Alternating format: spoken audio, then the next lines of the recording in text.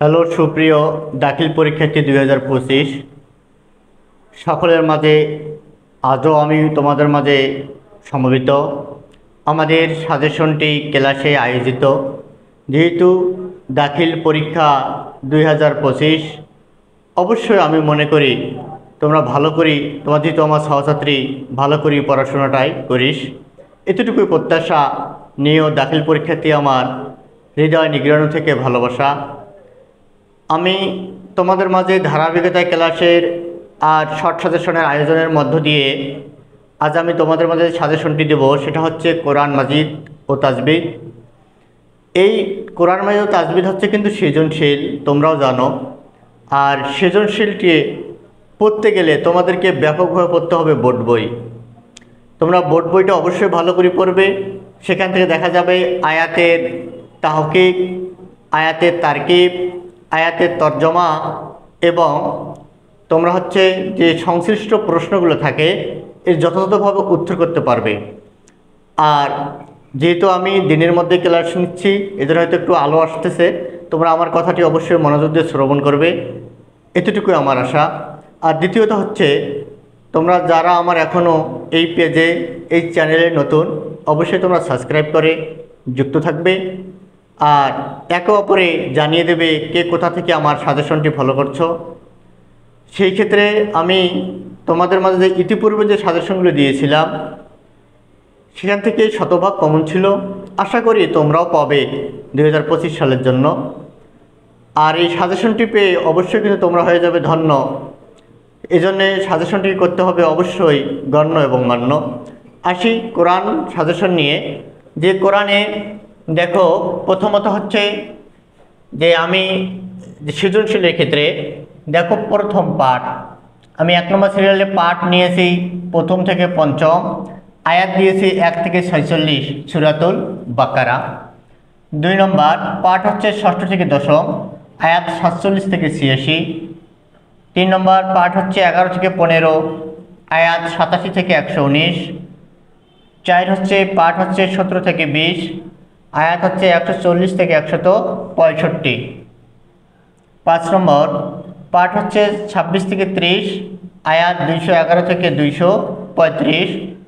6 নম্বর পাঠ 36 থেকে 40, আয়াত 261 থেকে 280।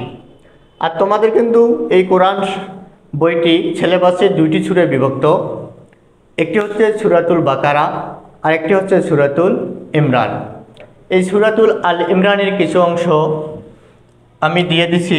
দেখো সূরাতুল আল ইমরান, এই আল ইমরানের মধ্যে পাঠ প্রথম থেকে পঞ্চম, আয়াত হচ্ছে 1 থেকে 54।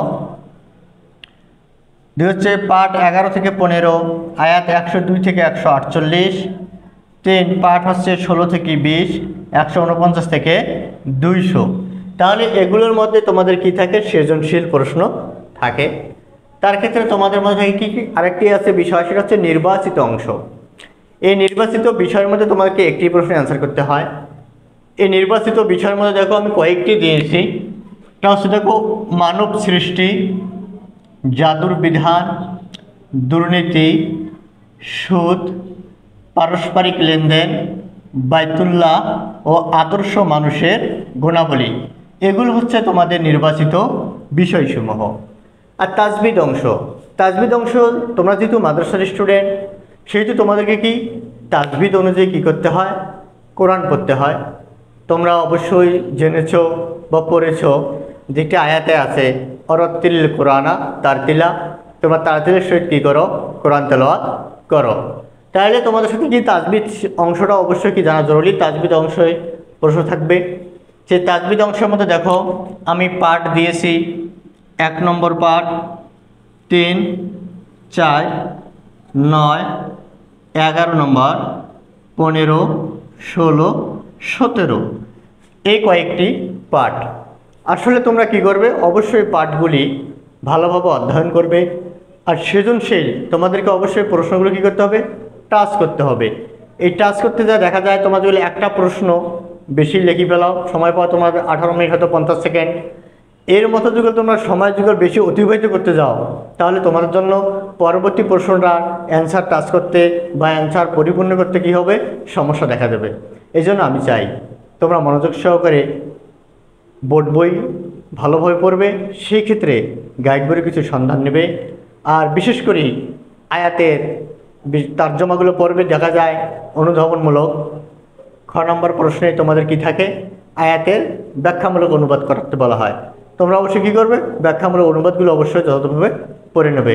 আর সর্বশেষ কথা, এই সাজেশন পড়তে হওয়া যাবে না অস্থিরতা, অবলম্বন করতে হবে সাবধানতা, তবেই তোমাদের সুন্দর ভালো ফলাফল আসবে, তখনই তোমাদের বয়ে নিয়ে আসবে সফলতা। এতটুকু প্রত্যাশা। স্টুডেন্টস কেয়ার টিচিং সেন্টারের পক্ষ থেকে তোমাদেরকে আরও একবার আন্তরিক শুভেচ্ছা ও অভিনন্দন। বিশেষ করে ছাত্রছাত্রীরা, তোমরা আমার যে হৃদয়ের স্পন্দন, ভালোবাসা হয়ে যাক সারাক্ষণ, হয় না যখনও ভালোবাসা ক্ষেত্রে খন্দন।